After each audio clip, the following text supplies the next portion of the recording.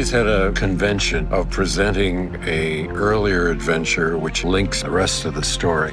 Nothing like this had ever been done since the old days of the Republic serials. You want to get dropped back into Indiana Jones and have that feeling that you had when you first saw Raiders of the Lost Ark or Temple of Doom. You sat down, there was Indiana Jones, and you knew you were immediately going to head off into a new adventure. In this case, doing a sequence, and a really elaborate one, with Indiana at his prime, fighting Nazis. I felt like I wanted the chance to make a movie with a young Harrison. The ambition in me wanted a crack at it. So we wrote a sequence, a kind of elaborate adventure that opens the film. We're doing this, then we're doing this, okay? An essential element of an Indiana Jones film is that we see the world. It's inspiring us about how much there is to find under our own roof on this planet. The opening image, we're coming out of the Lucas logos. Steady inside the van. Actually, in a very traditional way, like with the dolly track, no fancy equipment. It all goes from a micro shot to huge scale. Then there's the question, well, how are you going to shoot Harrison in 1944 when he would be 37 years old?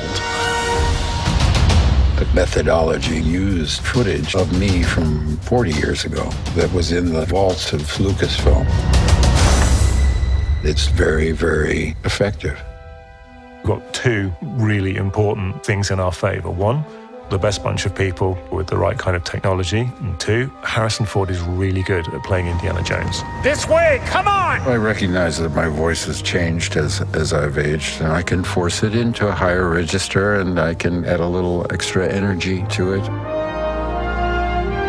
He could see that it was getting what he was doing, meaning it was coming from his soul. He was driving the expressions, the intensity, the passion of the character.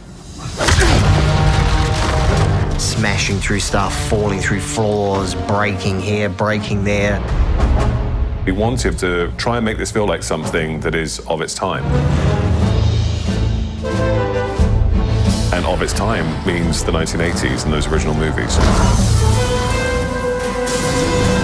There are certain sounds that Indiana Jones must have, and that is the over-the-top punches, the big guns, the very big, iconic sounds. We wanted to really enjoy and celebrate the Indiana Jones legacy. We had a lot of discussion about the Wilhelm scream. We had a little vote where it would go, and we put it in 6 or 7 places, and the one that you hear now is the winner. I think people will recognize the style of the earlier films. Faden and I would go after the kind of Dougie Slocum feel, which is also inseparable from Steven's own sense of staging. So scenes with shadows, or scenes where an actor comes big into lens up to minimum focus. Using a lot of those classic devices in terms of lighting sources. We have a lot of, Dougie Slocum references.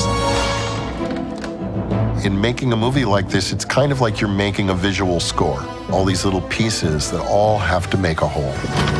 Is this a process shot? Is this a stuntman shot? Is this Harrison doing for real? You have to plan out all these locations. Each one of these choices you're making for each shot. But the summation of all these choices is what we love about movies.